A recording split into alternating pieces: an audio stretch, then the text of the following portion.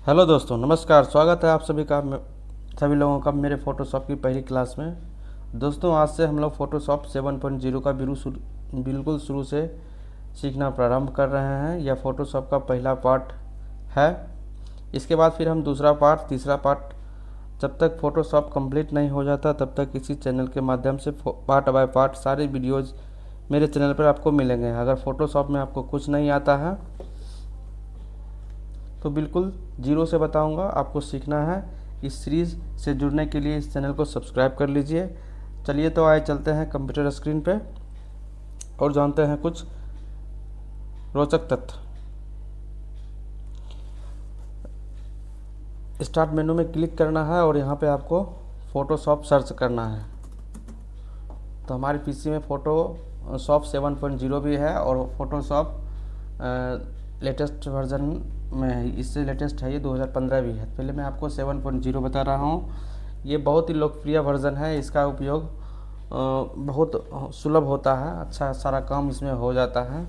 बाद बाकी आगे का सीरीज़ में हम लोग उस पर भी चर्चा करेंगे। पहले आप इसको बेसिक सीख लीजिए, उसके बाद वो सीखना थोड़ा सा आपके लिए बहुत आसान रहेगा। सबसे पहले एडोब फोटोशॉप का इंटरफेस जब ओपन होने के बाद इस टाइप का खुलेगा। ये जो दिख रहा है आपको बाएं साइड में, ये टूल बार कहलाता है। इसी टूल बार की मदद से हम लोग फोटोशॉप के सारे फंक्शन का इस्तेमाल कर पाते हैं। सबसे ऊपर पट्टी जो दिख रहा है, इसको हम लोग फाइल मेन्यू कहते हैं। ये मेनू या बार कह सकते हैं। इसमें सर अलग अलग ऑप्शन दिए हुए हैं। फाइल का अलग है, एडिट का अलग है, इमेज का, लेयर का, इस सब में इसका अलग अलग फंक्शन है। हम एक तरफ से सबको धीरे धीरे बताएंगे। सबसे पहले यहाँ पर कुछ एक इम्पॉर्टेंट चीज़ है। विंडोज़ के अंदर जो रहता है, कुछ टूल्स वगैरह रहते हैं, इसके बारे में थोड़ा हम लोग जान लेते हैं। फोटोशॉप में देखिए, अभी जैसे कि यहाँ पर टूल और ऑप्शन पर चेक लगा हुआ है, तो क्या दिख रहा है, यहाँ टूल बार यहाँ पर दिख रहा है और ये ऑप्शन जो है ये दिख रहा है। इसको हम लोग ऑप्शन या टूल्स का प्रॉपर्टीज़ भी कह सकते हैं, क्योंकि देखिए अगर इसको हम लोग चेंज करते हैं तो यहाँ पर ऑप्शन जो है डिफरेंट टाइप का आ रहा है। जिस टूल पे क्लिक कर रहे हैं उसका सेटिंग यहाँ चेंज हो जा रहा है। मेरे माउस कर्सर को ध्यान से देखिएगा। और उसके बाद फिर देखिए यहाँ पर हम विंडोज़ में आते हैं और इसको अनचेक कर देने पर मेरा टूल्स भी गायब हो गया। और विंडोज़ पर जाने के बाद फिर हम इसको चेक करते हैं तो फिर ये आ भी गया। अगर हमको ऑप्शन को हटाना है तो ऑप्शन को अनचेक कर देंगे। विंडोज़ को हटाना है तो इसको हम लोग यहाँ से हटा देंगे। तो सारा कुछ क्या हुआ, यहाँ पर अनचेक हो चुका है, सारा हट चुका है। अगर इसको हमें लाना होगा तो विंडोज़ में जाना है। सबसे इम्पोर्टेंट टूल्स तो रहना ही रहना है और टूल्स का ऑप्शन भी रहना चाहिए। फिर राइट साइड में फाइल ब्राउज़र हो गया, यहाँ से नेविगेटर हो गया, इंफॉर्मेशन हो गया, कलर के बारे में हो गया, जो कुछ भी, इसको हम लोग पेटल कहते हैं। इस पेटल का भी बहुत उपयोग होता है। और सबसे इम्पोर्टेंट इसमें एक्शन होता है। उसके बाद फिर यहाँ पर हिस्ट्री हो गया, उसके बाद लेयर, इस सब का उपयोग अलग अलग होता है। ज़रूरत पड़ने पर इसको हम लोग लाएंगे। फ़िलहाल अभी इसको हम लोग यहाँ से इसको क्लोज़ कर देते हैं और 1 बाय 1 करके आपको इसके बारे में हम बताते चलते हैं कि इसका प्रयोग कैसे और क्या क्या होता है। सबसे इम्पोर्टेंट जो होता है इसमें लेयर है। इसका उपयोग बहुत होता है फ़ोटोशॉप पे। इस टूल्स की मदद से बहुत कुछ हम लोग ग्राफिक वगैरह डिज़ाइन कर सकते हैं। बहुत प्रकार के डिज़ाइनिंग करते हैं। बैनर हो गया, फ़ोटो का ग्राफिक हो गया, बहुत सारे काम इसमें होते हैं। तो आइए सबसे पहले हम लोग विंडोज़ में जाते हैं और यहाँ से हम लोग फाइल ब्राउज़र के माध्यम से हम कोई भी फाइल यहाँ पर ला सकते हैं। एग्जांपल के लिए देखिए, फाइल ब्राउज़र पर जब हम क्लिक किए हैं तब आपको सिस्टम का जितना भी फाइल वगैरह है आपको दिख रहा है किस लोकेशन पे कौन सा फाइल है। हम जैसे कि डेस्कटॉप पर क्लिक करते हैं, डेस्कटॉप पर मेरा फाइल एक फाइल है, उसी को हम सिलेक्शन करेंगे। इसमें डेस्कटॉप जो भी फाइल है डेस्कटॉप पे करते हैं, मैं प्रोजेक्ट में जाते हैं। यहाँ पर से देखिए जो भी पिक्चर मेरा है बना हुआ है वो इसमें आपको दिख रहा है। यहाँ से हम डायरेक्ट करके फाइल को इंसर्ट कर सकते हैं। या फिर मान लीजिए फ़ोटोशॉप का पिक्चर है, इसमें से यहाँ से इस फ़ोटो को हमको लाना है तो इस पर क्लिक करेंगे, डबल क्लिक, ऑटोमेटिक फाइल मेरा यहाँ ओपन हो जा रहा है। इसको क्लोज़ करना होगा तो हम यहाँ से क्लोज़ कर सकते हैं। अगर फुल स्क्रीन में करना है तो यहाँ से मैक्सिमाइज़ का ऑप्शन आएगा, मैक्सिमाइज़ हो गया है। और इसको कम जूम करने के लिए हम लोग कंट्रोल के साथ प्लस का प्रयोग कर सकते हैं और कंट्रोल माइनस से इसका जूम कम कर सकते हैं और प्लस से ज़्यादा कर सकते हैं, या फिर आप कंट्रोल दबा कर रखिएगा और माउस का रोलर से राउंड करके भी इसको बड़ा छोटा कर सकते हैं आप। इस फाइल को क्लोज करने के लिए देखिए यहाँ पर हमको इसमें क्लोज करना होगा, यहाँ पर से राइट कॉर्नर में दिख रहा है, यहाँ से उसको इससे क्लोज कर सकते हैं। तो फाइल ब्राउज़र का उपयोग आप समझ गए होंगे। अब इसके आगे चलते हैं। इसका प्रयोग हम लोग किसी भी फाइल को लाने के लिए करते हैं। यहाँ पर ब्रश दिया हुआ है, ब्रश, जब इस टूल्स का हम लोग उपयोग करेंगे कोई भी ब्रश सेलेक्ट कर लेते हैं। ब्रश सेलेक्ट करने के बाद देखिए यहाँ पे एक ऑप्शन आएगा कि आपको ब्रश का साइज़ क्या होना चाहिए। जिस टाइप का ब्रश सेलेक्ट करिएगा उस टाइप का यहाँ पर आप कोई भी डिजाइनिंग वगैरह क्रिएट कर सकते हैं। इसके लिए आपको एक फ़ाइल लेना होगा। ब्लैंक फाइल लेकर आपको हम दिखाते हैं। जैसे मान लीजिए यहाँ पर है और यहाँ ब्रश करते हैं, जिस टाइप का ब्रश हमको चलाना है उस टाइप का ब्रश का हम लोग प्रयोग कर सकते हैं।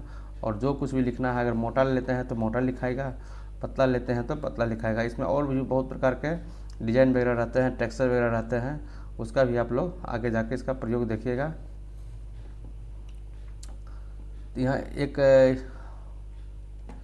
यहाँ पर एक है फाइल ब्राउज़र, दूसरा है ब्रश। इसका आगे भी आप लोगों को हम इसके बारे में बहुत कुछ बताएंगे। फिलहाल अभी आपको इसको संक्षिप्त में लेके चलते हैं।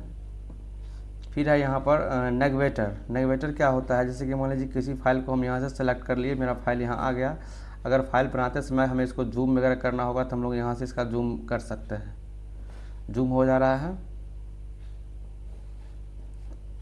जूम करना होगा तो इस तरह से हम लोग जूम कर सकते हैं, जूम इन जूम आउट। उसके बाद फिर है दूसरा है इसमें इन्फॉर्मेशन। इन्फॉर्मेशन में आपको क्या दिखा रहा है, कलर का जो टाइप होता है, जैसे कि RGB CMYK के।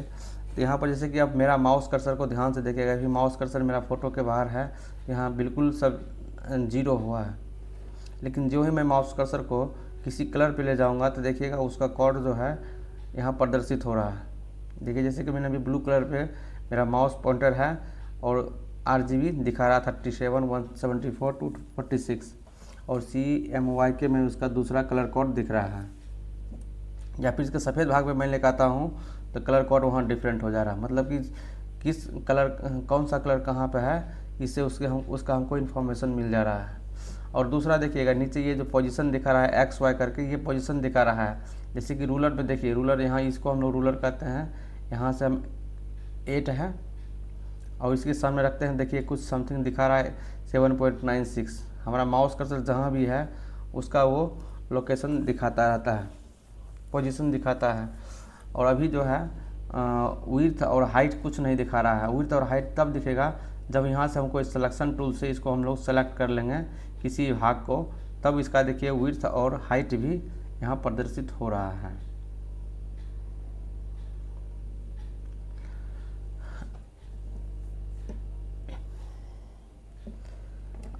आई होप इसको आप लोग समझ गए होंगे। अब इससे आगे हम लोग चलते हैं। अगर इसका उपयोग नहीं है फिलहाल तो इसको हम लोग यहाँ से क्लोज कर सकते हैं और इसको हम डिसेलेक्ट कर लेते हैं यहाँ से।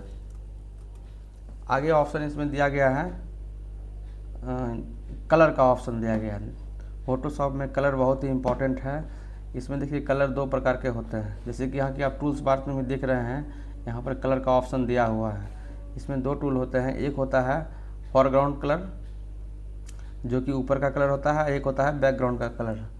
तो अगर हम बैकग्राउंड पर क्लिक कर लेते हैं और यहाँ से हम कलर घटा बढ़ा रहे हैं तो देखिए ऑटोमेटिक कलर यहाँ क्या हो रहा है, यहाँ पर जो बैकग्राउंड कलर है यहाँ पर लिखा हुआ है सेट बैकग्राउंड कलर, तो ऑटोमेटिक चेंज हो जा रहा है।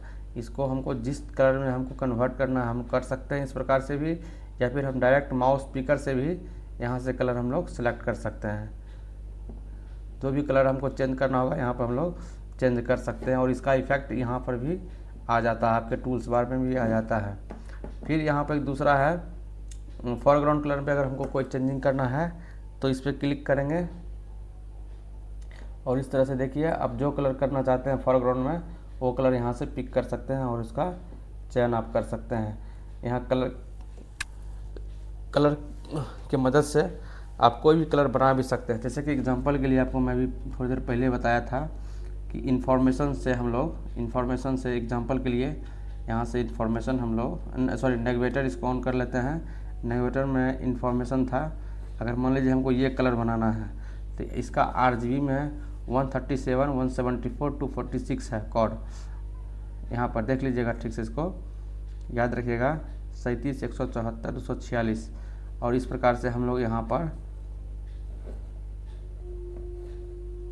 हूबहू कलर इस टाइप का वो बन जाएगा।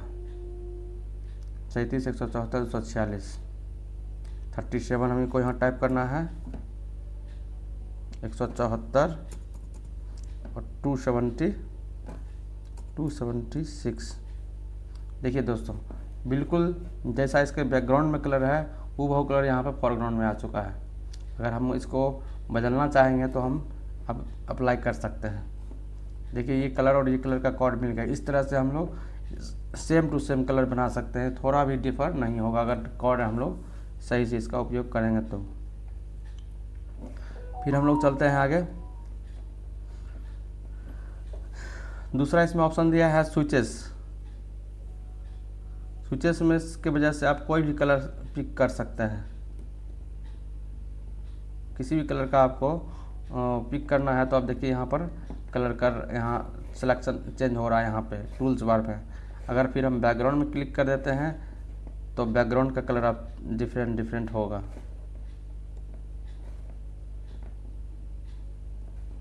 हाँ, यहाँ से इस तरह से हम लोग इसको स्विच भी कर सकते हैं, बैकग्राउंड को फॉरग्राउंड को बैकग्राउंड, इस तरह से भी कर सकते हैं। तीसरा है स्टाइल। इसका प्रयोग मुख्यतः हम लोग इसको समझने के लिए हमें एक पेज लेना होगा। एक पेज लेने के लिए हम लोग न्यू पे क्लिक करते हैं। फिलहाल अभी जो साइज़ है उसी में कर लेते हैं। इस तरह से क्लिक कर लिए, उसके बाद इसमें जिस प्रकार का इफ़ेक्ट हमको चाहिए उस प्रकार का इफ़ेक्ट हम इसमें डाल सकते हैं। इसको डालने के लिए सबसे पहले इसका हमको लेयर का लॉक ख़त्म करना होगा। लॉक ख़त्म करने के लिए भी देखिए आपको लेयर ख़त्म करने के लिए विंडोज़ में जाना होगा और यहाँ से हम लोग एक लेयर ले लेते हैं। लेयर को लॉक तोड़ने के लिए यहाँ पर से डबल क्लिक करिएगा, ये लेयर 0 आ जाएगा। अभी लेयर टूट चुका है। इसमें अगर कुछ टाइप का हमको पैटर्न वगैरह डालना है, यहाँ से देखिए स्टाइल इस प्रकार का आ गया। अगर इस पैटर्न का उपयोग करना है इस प्रकार का कर सकते हैं। इस प्रकार के कुछ पैटर्न इसमें दिए हुए हैं। अगर इसका आपको इस्तेमाल करना है तो आप इसका इस्तेमाल कर सकते हैं, ज़रूरत नहीं है तो फिर अपना कलर भी आप इसमें डाल सकते हैं। कलर नहीं डालना है तो यहाँ नॉन कलर कर दीजिएगा। अगर आपको लग रहा है कि हमें कोई किसी कलर का बनाना है तो यहाँ पर से ये पेंट बकेट है, यहाँ पकड़िएगा और जो कलर डाल दीजिएगा वो कलर का आपका बैकग्राउंड हो जाएगा। अभी एक कलर का बैकग्राउंड हो गया है। ग्रेडियंट में आपको 2 कलर का ऑप्शन मिलेगा। यहाँ कलर चूज़ करने का ऑप्शन दिया गया है। जिस कलर में आप यहाँ से करिएगा उस कलर में वो उसका बैकग्राउंड डिजाइन हो जाएगा। एग्जाम्पल के लिए हम इसको सिलेक्शन कर रहे हैं। अब इसको हम जब अप्लाई करेंगे तो इस प्रकार का कलर इसमें फीड हो जाएगा।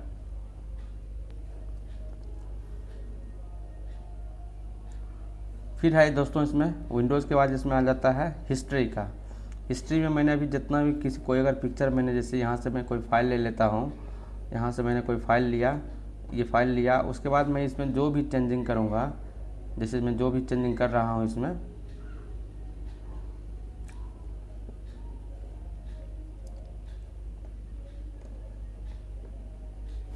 जो भी चेंजिंग करूँगा वो सारा कुछ क्या होगा हिस्ट्री के अकॉर्डिंग वो दिखेगा। जैसे मैं कुछ कर रहा हूँ, अभी तो फ़िलहाल मैं इसको ऐसे कर रहा हूँ, फिर बाद में मैं इसे अच्छी तरीके से मैं आपको करके बताऊँगा। जैसे मैंने चेंजिंग किया है, जितना भी मैंने इसमें अभी चेंजिंग किया है, जिस टूल का प्रयोग किया है, एक तरह से वो हिस्ट्री रखता है। जहाँ पर से आपको करना है आप इसको अप्लाई कर सकते हैं टूल्स पे। सबसे पहले फाइल मेनू में देखिए यहाँ जिस तरह से हम लोग कंट्रोल एन से नया पेज लेते हैं, ओपन करते हैं, किसी भी फाइल को ब्राउज करते हैं, ठीक है। तो ये सब ऑप्शन दिया गया है। क्लोज, सेव एज, ये सब चीज़ के बारे में आप पहले से भी जानते होंगे, या फिर नहीं जानते हैं तो फिर मैं इस वीडियो के माध्यम से आप लोगों को आगे बताऊंगा। ठीक है दोस्तों, अगर हम लोग यहाँ पर ब्लैंक एरिया में डबल क्लिक करेंगे तो ऑटोमेटिक ये फाइल ब्राउजिंग का ऑप्शन आपको दे देगा। एक तो ऑप्शन ये दे रहा है, दूसरा ऑप्शन से आप फाइल ब्राउज के माध्यम से कोई भी फाइल खोल सकते हैं, और तीसरा जो है यहाँ फाइल ओपन से भी कोई फाइल को ओपन कर सकते हैं, किसी भी पिक्चर को। तो तीनों जगह एक ही जगह तीनों चीज़ एक ही जगह आपको ले जाएगा। तो सबसे पहले आते हैं हम लोग न्यू पेज लेने के लिए सीखते हैं, नया पेज इसमें कैसे लेते हैं। सबसे पहले फाइल में जाना है, न्यू पेज पे क्लिक करना है। यहाँ सबसे पहले पूछ रहा है इस फाइल का आप नाम क्या रखना चाह रहे हैं, तो फिलहाल इसको अभी हम अनटाइटल ही रहने देते हैं। उसके बाद यहाँ पर से साइज़ पे आपको आ रहा है तो प्रेजेंट साइज़ क्या होगा, तभी कस्टम लिया हुआ है, पेज का साइज़ डिफरेंट होता है। फ़िलहाल अभी आप A4 साइज़ पेपर सेलेक्ट कर लीजिए और A4 साइज़ का पेपर का जो विड्थ होता है 210 mm होता है और हाइट 297 होता है। ये स्टैंडर्ड है इसीलिए ऑटोमेटिक ये आ जाता है। इसको आप इंच में भी रख सकते हैं तो इंच में कन्वर्ट हो जाएगा, अगर इसको पिक्सल में रखिएगा तो ये पिक्सल में कन्वर्ट हो जाएगा। यहाँ पर भी अगर पिक्सल में करिएगा तो पिक्सल में कन्वर्ट हो जाएगा और इंच में रखिएगा तो ये इंच में ऑटोमेटिक ये जो जितना भी होता है वो कन्वर्ट हो जाता है। रेजुलेशन आपको मिनिमम 300 रख के चलना होगा, मिनिमम कम से कम, तो ज़्यादा भी आप बढ़ा सकते हैं लेकिन 300 रखना ही है। मोड में आपको RGB लेना है, ये 3 प्रकार का होता है, ये भी 3-4 प्रकार का होता है, CMY के भी ले सकते हैं। फिलहाल अभी आपको हम RGB लेके चलते हैं। RGB लिए कर लिए हैं। अब यहाँ पेपर का साइज़ जो होता है 3 टाइप का होता है। एक तो होता है वाइट कलर का, तो हम जब वाइट कलर का करेंगे, देखिए यहाँ वाइट कलर का क्या हुआ, पेपर यहाँ हमारा इंसर्ट हो चुका है। यहाँ से इसको हम लोग मिनिमाइज़ कर सकते हैं, यहाँ से रीस्टोर डाउन मैक्सिमाइज़, और यहाँ से इसको रीस्टोर डाउन भी हम लोग कर सकते हैं। ये रीस्टोर डाउन के पोजीशन में है। अब इसको हम चाहेंगे तो मैक्सिमाइज़ कर सकते हैं। अगर हमें इस पेज को काटना है तो हम लोग यहाँ से इसको क्लोज भी कर सकते हैं। ये फाइल ओपन करने का तरीका हुआ, न्यू पेज लेने का तरीका है। इसको फिर से अगर हम लेके देखते हैं, न्यू में क्लिक करना है, यहाँ टाइटल कौन टाइटल रहने देते हैं और यहाँ से A4 साइज पेपर कर देते हैं और हाइट विड्थ सब ऑटोमेटिक सेट हो जाएगा। रेजुलेशन 300 रहना है। उसके बाद देखिए यहाँ पर पिछली बार हमने वाइट बैकग्राउंड का लिया था, इस बार मैं कलर बैकग्राउंड का ले रहा हूँ। तो क्या होगा, यहाँ पर जो बैकग्राउंड कलर रेड सेलेक्टेड है, ऑटोमेटिक इस कलर में आपका पेज आएगा। ये कलरफुल बैकग्राउंड है। दूसरा कंडीशन ये हो गया। तीसरा कंडीशन में अगर हम लोग करते हैं, फाइल में जाना है, न्यू में जाना है और यहाँ पर ट्रांसपेरेंट कर देते हैं, ट्रांसपेरेंट, और यहाँ पेपर साइज इसको A4 कर लेते हैं, तो ट्रांसपेरेंट में जो पेपर दिखेगा हमें इस टाइप का दिखेगा। मतलब ट्रांसपेरेंट इट मीन्स जो इस कोई भी पेज होगा वो आर पार दिखने वाला होगा, पारदर्शी होगा। इस प्रकार से हम लोग पेज ले सकते हैं। फिलहाल हम कोई भी सिर्फ न्यू सिलेक्शन का है। अगर हमको सिलेक्शन इसमें ऐड करना होगा, किसी ऑब्जेक्ट को ऐड करना है, तो इसमें सेकेंड ऑप्शन पे क्लिक करेंगे, ऐड टू सिलेक्शन ऑप्शन पे क्लिक करेंगे। अब देखिए क्या हो रहा है, यहाँ मेरे माउस पॉइंटर पे देखिएगा, ध्यान से देखिएगा इस चीज़ को आप थोड़ा सा, मैं आपको थोड़ा जूम करके दिखा रहा हूँ। यहाँ पर देखिए हम प्लस का ऑप्शन आ चुका है। जब हम इस पर हम क्लिक कर रहे हैं तो ऑब्जेक्ट दोनों ऐड हो जा रहा है, यहाँ से ऑब्जेक्ट ऐड हो जा रहा है।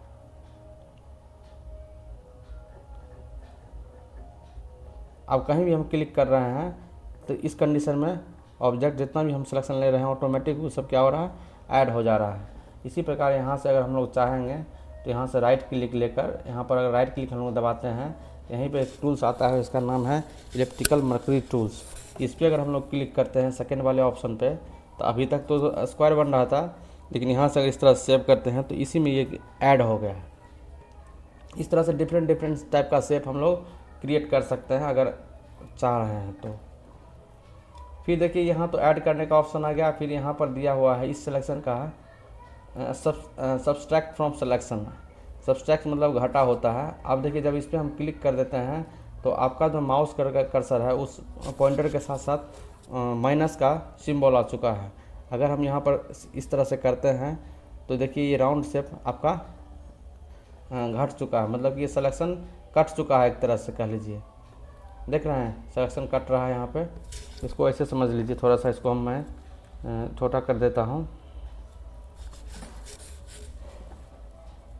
यहाँ से सिलेक्शन कट जा रहा है। इस प्रकार से डिफरेंट टाइप का अगर शेप अगर आप करना चाहते हैं तो सिलेक्शन इस तरह से आप कर सकते हैं। अब इसमें तीसरा है, चौथा है इंटरसेलेक्ट विथ सिलेक्शन। इंटरसेलेक्ट विथ सिलेक्शन में आपको क्या करना है, जब इस पर हम लोग क्लिक कर देते हैं तो दोनों में जो यूनिक रहेगा वो रहेगा, बाद में कि रिजेक्ट हो जाएगा। देखिए दोनों में जो यूनिक था वो रह गया, बाद में कि सब सिलेक्शन हट चुका है। चलिए नेक्स्ट पार्ट में अगला सब चीज़ हम बताएंगे। धन्यवाद। प्लीज़ चैनल अच्छा लगे तो सब्सक्राइब कर लीजिएगा।